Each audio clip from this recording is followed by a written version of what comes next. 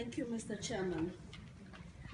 Mr. Chairman, honorable delegates, ladies and gentlemen, I first take this golden opportunity to congratulate the UN Women and the Commission on the Status of Women for addressing the topic of empowerment of indigenous women as a key focus during this sitting. We continue to recognize these outcomes and particularly value the 6 direct indicators that make reference to indigenous peoples in the 2030 Agenda for Sustainable Development, and we advocate for its implementation in coherence with the United Nations Declaration on the Rights of Indigenous Peoples. Mr. Chairman, as indigenous women, we believe that each culture has its own concept of empowerment that must be taken into account. For us, this is linked to the full exercise of our individual and collective rights.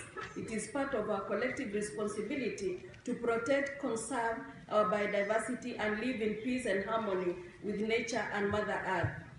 We emphasize the importance of recognizing the contribution of indigenous women and girls based on our traditional knowledge and livelihood, which is key in energizing various local economies in order to eradicate poverty and ensure food sovereignty and sustainable development. We highlight that indigenous entrepreneurship is guided by their logic of complementary and reciprocity with the communities implying collective and holistic well-being. On recommendation, Mr. Chairman, there is need to allocate financial resources to the implementation of economic activities of indigenous women and girls, taking into account their traditional knowledge in order to strengthen their leadership and development in the areas of equitable access to productive resources such as agricultural input, livestock production, access to seeds, control of land, access to markets for their produce, financial services, technology and information. Indigenous women and girls humbly urge the UN Women to enhance their work with the member states and government as a follow-up on the view of implementing Resolution 49/7 of March 2005 entitled Indigenous Women Beyond the 10-Year Review of Beijing Declaration and the Platform for Action, and also Resolution 56/4 of March 2012 entitled Indigenous Women, Key Actors to Poverty and Hunger Eradication.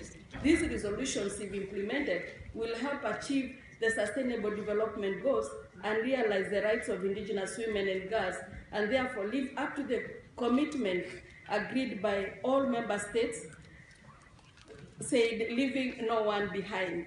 Mr. Chairman, just to conclude, I would also like to add a recommendation that the states incorporate indicators disaggregated by ethnicity and gender for appropriate formulation of public policies that guarantee well-being and services in rural contexts and in the indigenous communities, recognizing the contribution of indigenous women in the paid and unpaid labor.